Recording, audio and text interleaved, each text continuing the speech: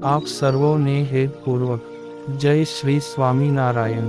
આજની સત્સંગ કથા વાર્તા નિજ મંદિર સાવરકુંડલા પવિત્ર ધનુર્માસ અંતર્ગત આજની સત્સંગ કથા વાર્તામાં આપણે ચરિત્ર કથા અંતર્ગત સદ્ગુરુ શ્રી પ્રભાનંદ સ્વામીની પ્રસંગ વાર્તા સાંભળશું।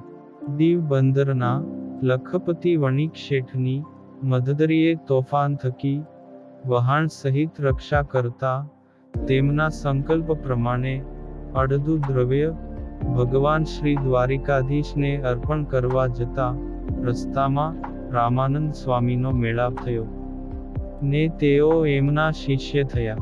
ગુરુદેવ રામાનંદ સ્વામી સ્વધામ સીધાવ્યા છે ને કોઈ નવયુવાન વરની એમની ગાદીએ બેઠા છે, તો એ ખરાઈ કરવા માટે મનના સંકલ્પો સાથે પોતે વૈષ્ણવાનંદ સ્વામી સાથે શ્રી હરિ પાસે આવ્યા। એ સમયે સભામાં શ્રી હરિએ અંતર્યામીપણે તેનો સંકલ્પ જાણીને નાના એવા લખમણ નામના છોકરા પાસે એમના મનના સંકલ્પો સહુને જણાવ્યા। પોતાને આ જ પૂર્ણ પુરુષોત્તમ નારાયણ છે એનો પરિપૂર્ણ નિશ્ચય થયો।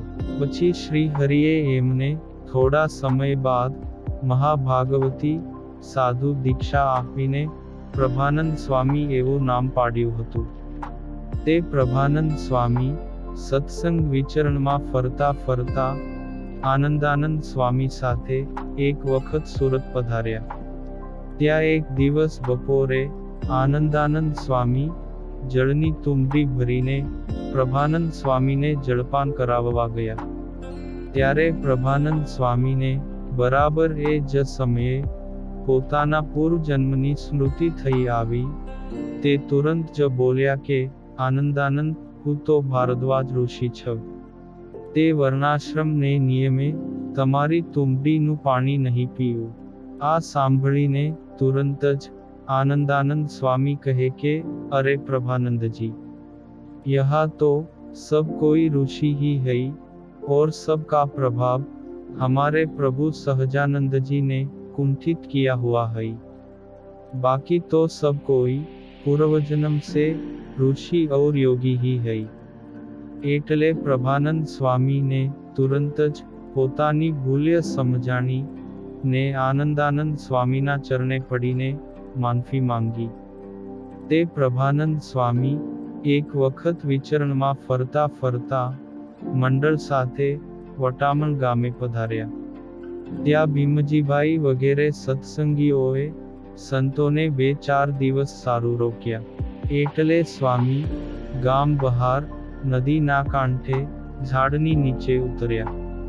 ત્યારે ગામના સત્સંગીઓએ સંતોને આજીજી કરી કે આહી વાઘનો બહુ ત્રાસ છે ને વાઘ હુમલો કરી માણસને મારી નાખે છે, એટલે અમારા ઘરે ગામમાં પધારો। ત્યારે પ્રભાનંદ સ્વામી કહે, તમે ચિંતા ન કરો, અમને વાઘ દીપડાનો ભય નથી। અમને તો આ નદીનો કાંઠો ઉતરવા માટે વધુ અનુકૂળ છે।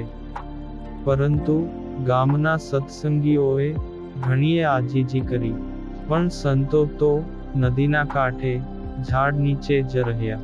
પછી રાત્રે સભા થઈ, એટલે ભીમજીભાઈ વગેરે હરિભક્તો 10 વાગ્યા સુધી સંતો હારે રહ્યા, પણ મોડેકથી ઘરે ગયા, કારણ કે એમને ભય હતો કે રાત્રે વાઘ જરૂર આવીને સંતોને ઈજા કરશે।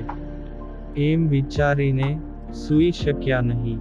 તે વહેલી સવારે 5 વાગ્યે હરિભક્તો સંતો પાસે પરત આવ્યા। ત્યારે સંતો તો નાહી ધોઈને નદીના પટમાં શાંતચિત્તે પૂજાપાઠને ધ્યાન કરતા હતા। એટલે હરિભક્તો સહુ સંતોને સલામત જોઈ બોલ્યા કે સારું થયું કે આજે વાઘ આવ્યો નહીં, બાકી આહી તો રોજ વાઘ આવે છે। ત્યારે પ્રભાનંદ સ્વામી કહે કે ભીમ ભગત, શ્રી હરિ અમારી સાથે કાયમ રહે છે। વાઘ તો રાતે આવ્યો તો પણ મહારાજે સૌની રક્ષા કરી। જુઓ આજુબાજુમાં એમના સગડ એટલે કે પગલાંના નિશાન પણ હજુએ છે જ. જો શ્રીજી મહારાજનો પૂર્ણ આશરો રાખીએ તો ખુદ કાળ પણ વાળ વાંકો કરવાને સમર્થ નથી. ત્યારે ભીમજી ભાઈ વગેરેએ જોયું તો ફરતા વાઘના આવ્યાના નિશાન હતા. તે સૌ ઘણું આશ્ચર્ય પામ્યા. આમ પ્રભાનંદ સ્વામી પોતે હિંસક પ્રાણીઓના સ્વભાવને પણ ફેરવી નાંખે એવા પ્રભાવશાળી સંત હતા. આ પુનિત પ્રસંગ આજે સત્સંગ સાગરના મોતીમાંથી સાંભળ્યો. અને હવે પછીની કથા વાર્તા આપણે આગળના ભાગમાં સાંભળશું. અત્યારે આપ સર્વોને ભાવથી જય શ્રી સ્વામિનારાયણ.